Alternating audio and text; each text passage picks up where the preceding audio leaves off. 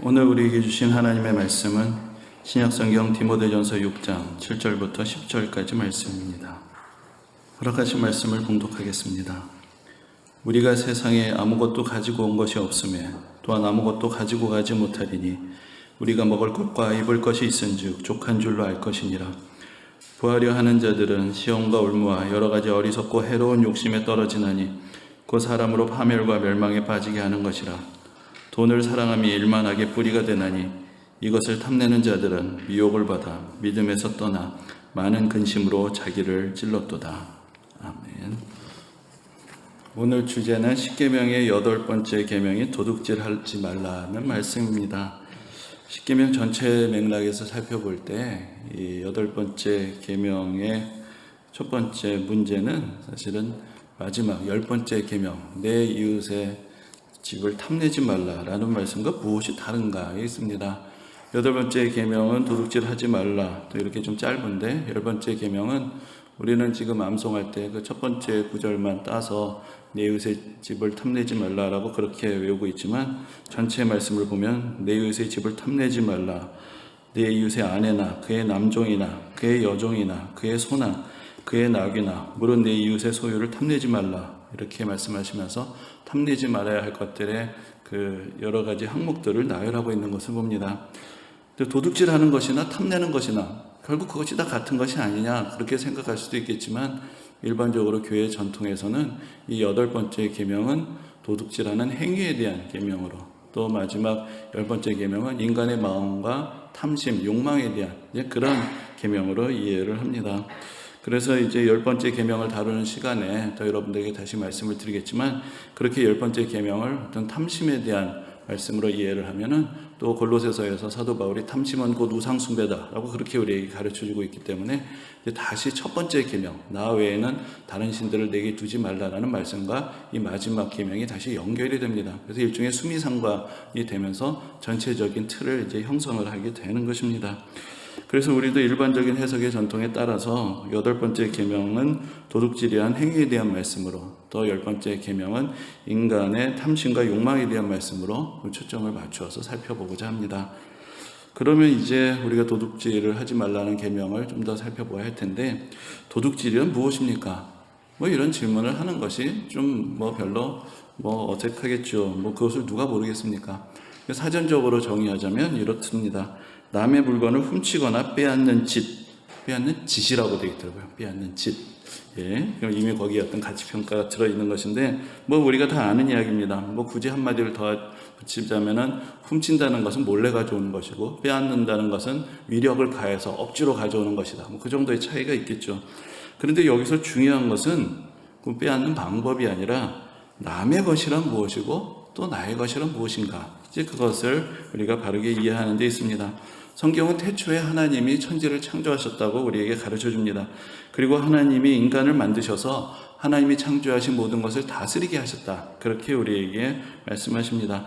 그러므로 소유의 문제에 대한 성경의 근본적인 대답은 모든 것은 다 하나님의 것이다 라는 것입니다. 특별히 이제 우리가 레위기에 보면은 레위기 25장에서 토지는 다 내 것임이라 너희는 거류민이요 동거하는 자로서 나와 함께 있느니라 라고 그렇게 말씀을 합니다. 또 시편 24편에서는 땅과 거기에 충만한 것과 세계와 그 가운데 사는 자들은 다 여호와의 것이로다, 이렇게 고백을 하고 있습니다.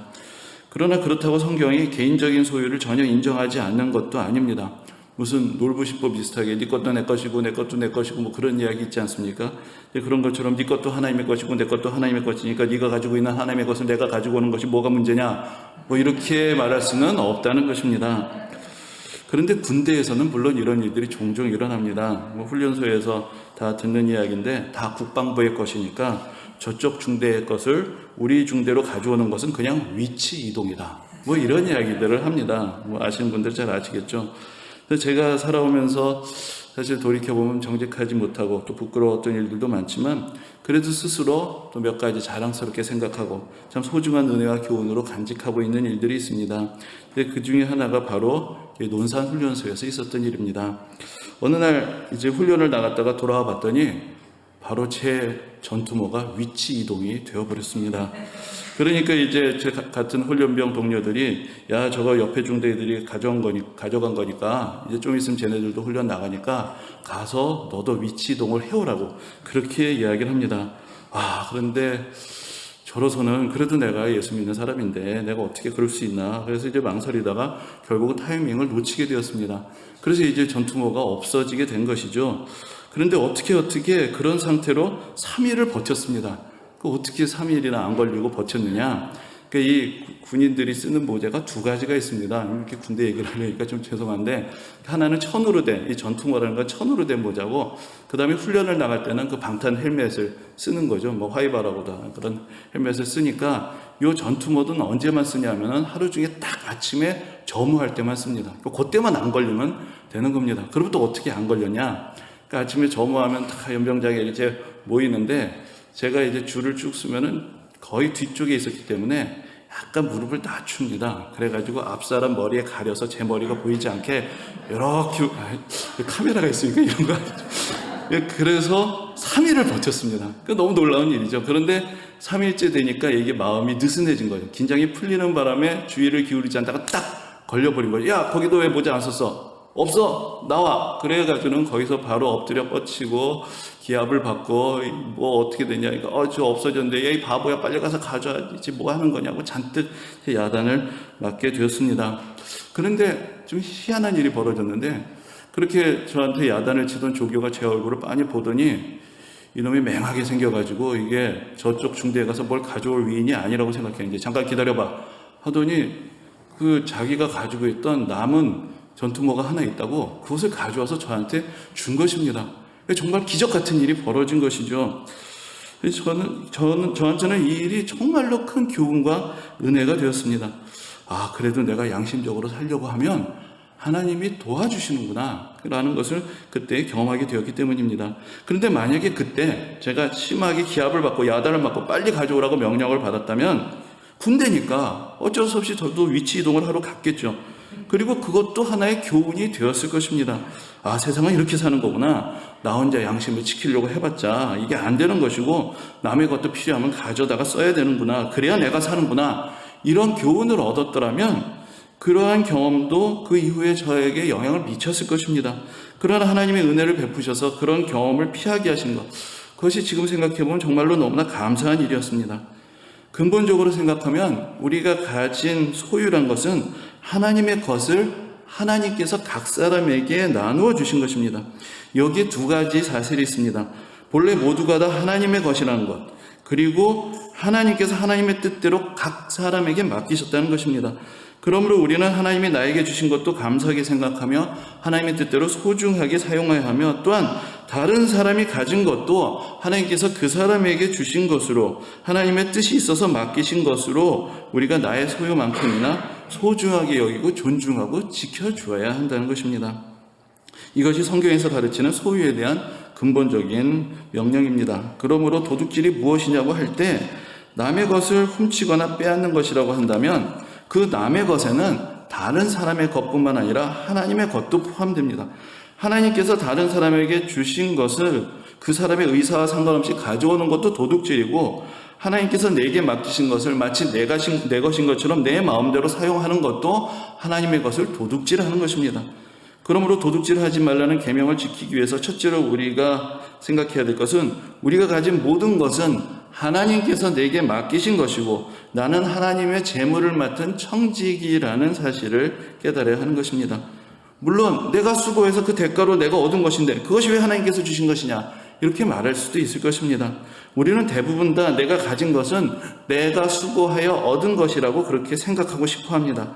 그러나 특히 오늘날 한 사람의 경제적인 능력에 가장 큰 영향을 미치는 것은 그 사람 개인의 노력 여하에 있는 것보다 그 사람의 부모가 어떤 사람이냐가 더 큰 영향을 미칩니다. 요즘 아이들에게 꿈이 무엇이냐고 물어보면 이런 말을 하는 아이들이 있답니다. 제 꿈은 재벌 2세가 되는 것인데 아빠가 노력을 안 해요. 이런 얘기를 한다는 것이죠. 이제 아이들도 다 압니다. 재벌이 되려면 재벌집에서 태어나야 한다. 그 정도 아들들도 다 이야기하고 그렇게 그 현실을 경험하고 있는 것입니다. 제가 예전에 어느 미국의 여성 기업인이 쓴 글을 읽게 되었는데, 그녀는 자신이 열심히 노력해서 성공했다고 생각을 했고, 또 교회에서 가난한 사람들을 도와야 된다라는 그런 설교를 들을 때마다 그 사람들도 열심히 노력하면 나처럼 성공을 할 수 있을 것이다라고 그렇게 생각을 했다고 합니다. 그런데 그녀가 국제구호단체에서 활동을 하면서 저개발 국가를 다니면서 깨달은 것이 노력이 전부가 아니구나 라는 그런 사실이었습니다. 그녀가 만난 가난한 나라에서 가난하게 사는 많은 사람들이 자기보다 훨씬 더 부지런하고 힘겹게 하루하루를 보내는 것을 직접 목격하게 되었기 때문입니다. 그래서 그 글에서 IT의 어느 슬럼가에서 본 이야기를 묘사를 하고 있는데, 어느 여인이 이제 그 식사 준비를 합니다. 그런데 한 손으로 요리를 하면서 다른 한 손으로 아이를 안고 있으면서 또 집 안으로 들어오는 개를 주걱으로 흔들어서 쫓아내면서 또 딴 문으로 먹을 것을 훔치러 들어오는 아이들을 쫓아내면서 그러면서 밥을 하더라는 것이죠. 그러니까 그 모습을 보면서 내가 만일 저런 상황 속에서 살았다면 성공은커녕 생존조차도 불가능했을 것이다 라고 그렇게 고백을 합니다. 그러면서 그동안은 가난한 사람들을 보면서 왜 저 사람은 가난할까 그렇게 질문을 했는데, 그런 경험을 하고 난 뒤로부터는 왜 나는 저 사람들처럼 가난하지 않을까로 질문이 바뀌게 되었다는 것입니다. 그러면서 그 이유를 다음과 같이 정리해서 이야기를 합니다. 내가 저 사람들처럼 가난하지 않을 수 있었던 이유는 내가 좋은 교육을 받을 수 있었고, 내가 건강하고 또한 여성으로 살면서 법적으로 보호를 받을 수 있는 그런 사회에서 살고 있고, 또는 재난에 대비할 수 있는 보험의 가입이 돼 있고, 안정된 국가에서 살고 있고, 사업에 필요한 자본을 빌릴 수 있고, 또 내 재산을 안전하게 보관해주는 은행이 있고, 성장하고 있는 경제의 혜택을 누리고 있고, 중산층 가정에서 태어났기 때문이다 라고 그렇게 고백을 합니다. 이런 요소들이 두루 갖추어져 있지 않은 상황에서 개인이 아무리 열심히 노력을 해도 그 노력에 상응하는 대가를 얻는 것이 쉽지 않다는 것을 인정하게 된 것입니다. 내 자신의 노력도 중요하지만 노력만으로 모든 것을 이룰 수 있는 것은 아닙니다. 물론 좋은 환경 속에서 자라났다고 해도 누구나 다 성공하는 것이 아니고, 게으르고 낭비벽이 심하고 절제하지 못해서 자신이 받은 혜택과 기회를 살리지 못하는 사람들도 있습니다. 또 남들보다 불리한 여건 속에서 성공을 일궈낸 사람들도 있습니다. 그러나 성공한 사람들의 이야기를 읽어보면 거기에는 언제나 늘 감사의 고백이 있습니다. 그 사람의 성실성을 눈여겨보고 도움의 손길을 베풀어준 사람들의 이야기가 있고, 또 남들이 얻기 힘들었던 좋은 기회를 만났던 이야기들이 있습니다. 우리가 사도 바울의 삶을 보면은 그는 당시 유대인으로서는 최고의 상류층에서 태어나서 나면서부터 로마 시민권을 가졌습니다. 그러나 또한 복음을 전하기 위해 그야말로 헐벗고 굶주리며 가진 고난을 다 당하기도 했습니다. 그러면서 그는 그의 인생을 회상하면서 빌립보서에서 이렇게 고백합니다. 어떠한 형편에든지 나는 자족하기를 배웠노니 나는 비천에 처할 줄도 알고 풍부에 처할 줄도 알아. 모든 일고 배부름과 배고픔과 풍부와 궁핍에도 처할 줄 아는 일체의 비결을 배우노라. 내게 능력 주시는 자 안에서 내가 모든 것을 할 수 있느니라. 이렇게 고백을 합니다. 하나님은 어떤 사람에게는 남들보다 더 많은 것을 주시기도 하고, 또 어떤 사람들에게는 남들보다 더 적은 것을 주시기도 합니다. 예수님의 달란트 비율을 보아도 어떤 사람에게는 5달란트, 어떤 사람에게는 2달란트, 어떤 사람에게는 1달란트를 주십니다. 그러나 그 어떤 상황이든지 하나님께서 주신 것으로 받아들이고 자족하며 감사하는 마음을 가지고 내게 주어진 상황과 환경 속에서 최선을 다해서 성실하게 살아가는 사람들에게 하나님께서는 새로운 기회를 주시고 은혜를 더하시며 능력을 주셔서 그 사람을 통해서 하나님의 선한 역사를 이루어가게 하십니다. 오늘 함께 보신 그 본문 디모데전서 6장에서도 바울은 우리에게 주신 여건을 우리가 어떻게 받아들여야 하는가에 대해서 교훈을 주고 있습니다. 우리가 세상에 아무것도 가지고 온 것이 없음에 또한 아무것도 가지고 가지 못하리니 우리가 먹을 것과 입을 것이 있은즉 족한 줄로 알 것이니라. 그렇게 우리에게 가르쳐주고 있습니다. 이 말씀은 옛말에 공술의 공수거라는 그런 말과도 일맥상통하는 이야기라고 할 수 있고, 또 예전에 어느 가수가 알몸으로 태어나서 옷 한 벌은 건졌지 않소 이런 노래를 했던 것이 생각이 나는데, 그런 이야기하고도 밑닿아 있는 말씀일 수도 있을 것입니다. 사도 바울은 우리가 본래 이 세상에 빈손으로 와서 이만큼 살고 있는 것이 다 하나님의 은혜라는 것을 깨닫고 만족하며 살아가는 삶이 소중하다는 것을 또한 그의 경험을 통해서 우리에게 가르쳐주고 있습니다. 그리고 또한 도둑질하려는 계명을 지키기 위해서 우리가 둘째로 다른 사람의 도움에 의지하지 않고 자기의 힘으로 수고하여 성실하게 살아가야 한다는 것을 기억해야 합니다. 훔치는 것만 도둑질이 아닙니다. 다른 사람들의 도움을 당연하게 생각하고 스스로 노력하지 않는 것도 다른 사람의 것을 도둑질하는 것입니다. 바울은 에베소서에서 도둑질하지 말라는 말씀에 대해 이렇게 가르칩니다. 도둑질을 하는 자는 다시 도둑질하지 말고 돌이켜 가난한 자에게 구제할 수 있도록 자기 손으로 수고하여 선한 일을 하라. 이렇게 말씀합니다. 바울은 모든 것이 하나님의 것이고 하나님이 주시는 것이라고 믿는다고 해서 내가 신세 한탄을 하면서 왜 하나님이 나한테 주시지 않았지 하고 원망을 하거나 기도만 하고 앉아 있어야 하는 것이 아니라고 가르칩니다. 남의 것을 빼앗지 않아야 하는 것은 물론이거니와 남의 도움만 바라고 앉아 있기보다는 자기 손으로 수고하라고 권면합니다. 데살로니가 후서를 봐도 게으르게 행하여 도무지 일하지 않고 일만 만드는 사람들에게 경고하면서 조용히, 그렇게 시끄럽게 떠들어지지 말고 잠잠히 조용히 일하며 자기 양식을 먹으라고 권면을 하고 일하기 싫어하거든 먹지도 말게 하라라는 유명한 경고를 우리에게 들려줍니다. 그런데 또한 바울은 열심히 수고해 일해야 하는 이유가 가난한 자를 구제하기 위해서라고도 가르칩니다. 이 말씀도 우리가 귀 기울여 들어야 합니다. 성경은 우리가 게으르지 않고 성실하게 일해야 한다고 말하지만 그러나 그렇다고 가난한 사람들을 게으른 사람들이라고 일방적으로 비난하지 않습니다. 우리가 생각하기에 좀 엄격해 보이는 구약 성경의 율법도 가난한 사람들에 대해서는 상당히 관대합니다. 앞에서 살펴본 것처럼 가난하게 된 것이 꼭 그 사람의 탓이라고만 할 수 없기 때문입니다. 그래서 성경은 하나님께서 어려운 사람들을 돕도록 우리에게 재물을 맡기신 것이라고 그렇게 가르치는 것입니다.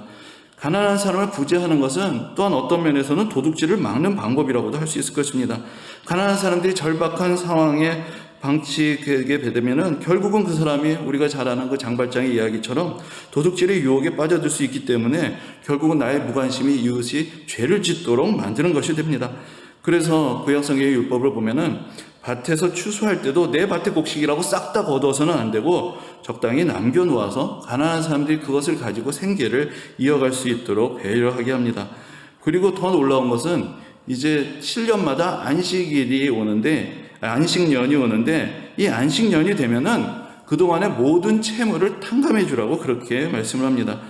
그런데 그렇게 되면은 오늘날로 말하자면 일종의 도덕적 해이가 벌어지게 될 텐데 성경은 그렇게 하라고 말씀하신 이유가 가난한 사람에게 빌려주는 것은 사실상은 구제라고 보는 것입니다. 받을 생각을 하고 계산하지 말고 가난한 사람이 구워달라고 하면 묻지 말고 줘라. 이것이 오히려 성경에서 우리에게 가르치는 바입니다. 그런데 이제 안식년마다 채무를 면제해 주게 되면은 사실 이런 일이 벌어질 수 있겠죠. 작년이 안식년이었다면은 내가 지금 빌려주면 그래도 받을 수 있는 기간이 6년은 있으니까 그래도 좀 빌려줄 마음이 있겠지만 만약에 내년이 안식년이면 어떻게 되겠습니까? 그러면 빌려줬다간 떼이는 것인데 누가 빌려주려고 하겠어요? 그런데 성경에 그 이야기까지 나옵니다. 그런 인색한 마음이 하나님께서 보시기에 악한 생각이라고까지 말씀하십니다. 그러면서 그런 마음을 가진 사람에게 이렇게 말씀하십니다. 너는 반드시 그에게 줄 것이요 줄 때에는 아끼는 마음을 풀지 말 것이니라. 이로 말미암아 내 하나님 여호와께서 내가 하는 모든 일과 내 손이 닿는 모든 일에 내게 복을 주시리라. 이렇게 약속을 하십니다. 다른 말로 하면 나의 소유는 하나님께서 내게 맡기신 것이며 하나님은 그것을 구제와 같이 하나님께서 기뻐하신 일에 사용하기를 원하신다는 것입니다. 그리고 계산은 하나님께서 해주신다고 말씀하십니다. 내가 베풀면, 내가 주면 내가 손해를 보게 되는 것이 아니라 그렇게 하나님의 말씀에 따라서 베푸는 사람에게 하나님께서 계산하셔서 하나님께서 복을 주시고 더 풍성하게 채워주신다. 그렇게 약속하시는 것입니다. 구약성경에서는 도둑질과 관련해서 장사하는 사람들이 저울의 추를 속이며 부정한 이익을 추구하는 것, 그리고 힘 있는 사람들이 힘 없는 사람들의 것을 강제로 빼앗는 것에 대한 경고의 말씀도 자주 나오는 것을 봅니다. 남의 것을 빼앗는 것이 없는 사람들만이 저지르는 죄가 아닌 것입니다. 자기 욕심에 빠져서 부당한 방법으로 이익을 추구하려는 마음을 가진 모든 사람들이 다 도둑질의 유혹 가운데 있습니다. 그래서 오늘 본문에서도 돈을 사랑하는 것이 모든 악의 뿌리가 된다. 그렇게 우리에게 경고하고 있습니다. 그러므로 그리스도인의 삶이란 자신의 형편을 하나님께서 주신 것으로 알고 자족하며 감사하고 얻고자 하는 것이 있다면 힘닿는 대로 수고하여 노력하며 성실하게 일하고 내가 얻은 것을 나의 것으로 여기며 내 자신만의 유익을 위해서 사용하지 말고 하나님의 나라를 위해서 하나님께서 기뻐하시는 방법으로 사용하는 것입니다. 또한 그럴 때 하나님께서 더 큰 은혜를 베풀어 주시며 갚아주신다는 것을 믿는 것입니다. 최근에 여러 가지로 답답하고 부정적인 소식들을 많이 듣고 있는 가운데서 그래도 훈훈한 이야기로 관심을 받고 있는 사람이 있습니다. 바로 배구의 여제라고 불리는 김연경 선수의 이야기입니다. 여러분들도 이미 다 들어서 알고 계시겠지만 그 김연경 선수가 이제 해외 리그에서 뛰다가 국내 리그로 복귀를 하게 되었는데, 그래서 원래 소속된 구단에서 6억 5천만 원을 연봉으로 제시를 했답니다. 그런데 그 금액은 지금 받고 있는 금액의 3분의 1밖에 되지 않는다는 것입니다. 그런데 그것도 다 받겠다고 하지 않고 자기 스스로 6억 5천을 제시를 받았는데 그것을 3억을 깎아가지고 3억 5천만 받겠다고 그렇게 이야기했다. 이제 그런 소식을 듣습니다. 사실 저희 같은 사람에게는 6억이나 3억이나 다 꿈 같은 이야기니까 3억이면 어떻고 1억이면 어떻고 잘 모르겠는데, 그래도 사람에게 욕심이란 것이 있고 또 세계적인 선수로서의 명성, 자존심도 있을 텐데 어떻게 그렇게 결정을 하게 되었나, 이제 그 이유를 이야기하는 것을 듣게 되었습니다. 첫째로는 다른 해외 구단으로 옮기면 물론 더 많은 연봉을 받을 수도 있겠지만 지금 코로나 바이러스 때문에 해외 구단과 계약을 빨리 할 수가 없는 상황에서 선수로서 이렇게 장시간 연습을 못하게 되면 기량이 떨어지게 된다는 것입니다. 그렇기 때문에 구단하고 계약하는 것을 미루고만 있을 수 없다는 것이죠. 그리고 선수로서 또 마지막 꿈이 올림픽의 국가대표로 나가서 메달을 따는 것이기 때문에 자신의 기량을 계속 닦으면서 또는 한국팀에서 뛰는 경험을 하는 것이 필요하다는 것입니다. 그리고 마지막 이유가 중요한데, 암만 그렇다고 해도 구단에서 그렇게 제시를 받았는데 그것보다 더 낮은 연봉으로 그 계약을 한 이유는 우리나라 배구협회의 규정상 각 구단마다 연봉 총액의 상한선이 정해져 있기 때문이라는 것입니다. 그것이 얼마냐면은 23억이라고 합니다. 그런데 이제 김연경 선수가 많이 받을 땐 22억까지 혼자서 받은 적이 있으니까 그거 통틀어서 다 줘도 사실은 이상할 것이 없는 이제 그런 금액입니다.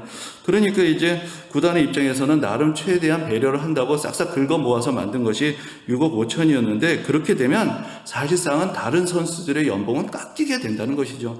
그러니까 자기한테 그렇게 주지 말고 구단이 제시한 것보다 더 낮추면서 자기 후배들이 제대로 된 연봉을 받게 해달라고 부탁을 했다는 것입니다.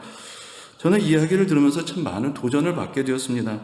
배구 선수로서의 목적이 내가 이렇게 유명한 배구 선수가 돼서 돈을 더 많이 벌어야지 여기에 있던 것이 아니라 더 좋은 기량을 갖춰서 더 좋은 성적을 내는 것이라고 생각하고 있다는 것, 이제 그것도 참 놀라운 이야기였고, 또 나에게 정당한 보수이고 아니 오히려 턱없이 부족한 것이라고 해도 결과적으로 다른 사람의 몫을 빼앗아 오는 것이 되어서는 안 된다라는 그런 배려하는 마음을 가졌다는 것도 참 좋게 생각이 들었습니다. 그리고 사실 그런 결정으로 지금 당장은 금전적인 손해를 보았는지 모르지만, 그러나 결국은 사람들에게 더 인기를 얻게 되었기 때문에 어떤 면에서는 결코 손해보지 않고 오히려 자기 미래를 위해서 투자한 것이다, 그렇게도 생각할 수 있겠다는 생각을 해봅니다. 그러나 그런 지혜는 밖에서 생각하면 이해가 되지만, 그러나 막상 그 자리에 있는 사람에게 결코 쉬운 결정은 아닐 것입니다. 모든 사람에게 돈이 필요하고 돈이란 많으면 많을수록 좋다고 생각할 수 있겠지만, 그러나 돈보다 더 가치 있는 일이 없다면 그 돈을 쌓아놓는다고 그 돈으로 무엇을 하겠습니까? 배구의 여제는 돈보다 중요한 것이 선수로서 올림픽에 메달을 따는 영광을 얻는 것이다 라고 그렇게 이야기합니다. 그러면 우리의 삶에서, 우리의 인생에서 돈보다 중요한 가치는 무엇일까요? 그리스도인의 삶이란 돈을 열심히 쫓아가기 위해서 하나님의 능력을 구하는 것이 아니라 하나님께서 맡기신 책임과 사명을 쫓아서 살아가는 것이고, 돈은 그런 삶에 따라오는 것이라고 받아들이는 것입니다. 그리고 내가 양보하고 베푸는 만큼 하나님은 반드시 갚아주시고 더 좋은 것으로 채워주신다는 믿음을 가지고 사는 것입니다. 저는 여러분들 모두가 하나님의 축복을 받아서 재정적으로 여유가 있어서 구제하고 선교하며 또 보람 있는 삶을 살게 되시기를 바랍니다. 그러나 진정한 축복은 돈을 많이 버는 것에 있는 것이 아니라 우리의 삶이 영적으로 바로 잡힌 질서를 갖는 것입니다. 돈이 많아야만 구제하고 선한 일을 할 수 있는 것은 아닙니다. 지금 못하면 돈이 많아진다고 더 하게 된다는 보장이 없습니다. 지금의 형편이 어떠하든지 하나님의 은혜 안에서 자족하고 감사하며 힘 닿는 대로 선한 일에 힘쓰는 그 사람의 정성과 성실과 수고를 하나님께서 기억하시며 더 많은 은혜를 베풀어 주시고, 또한 하나님의 나라를 위해서 귀하게 쓰임받는 복된 인생이 되게 하실 것입니다. 이 은혜가 모든 성도님들에게 함께 하시기를 주님의 이름으로 축원합니다. 아멘. 은혜로우신 주님, 오늘도 우리를 부르시며 주의 은혜로 우리를 인도하시고 말씀으로 권면하심을 감사를 드립니다. 우리에게 허락하신 모든 것이 다 주님께서 우리에게 주님의 것을 맡기신 것임을 우리로 다시 한번 깨닫게 하시고, 그래서 우리가 우리의 삶을 질서 있게 잘 더 다스려가며 또 하나님께서 우리에게 맡기신 것을 소중하게 선한 일을 위해서 사용할 수 있도록 주님께서 은혜 베풀어 주옵소서. 또 우리가 어떤 형편 어떤 상황이 있든지 늘 하나님께서 우리에게 허락하신 것으로 감사하며 또 자족하는 마음을 가지고 살 수 있도록 인도해 주시고, 또 낙심하지 말고 또 성실하게 수고하며 정말로 하나님께서 하나님의 말씀대로 성실하게 수고하며 또한 이웃을 배려하는 따뜻한 마음을 가진 그 사람의 그 마음을 하시고 더 좋은 것으로 갚아주신 것을 굳게 믿고 또한 주의 말씀대로 순종할 수 있도록 오늘도 우리를 붙들어 주옵소서. 감사드리며 예수님 이름으로 기도합니다. 아멘.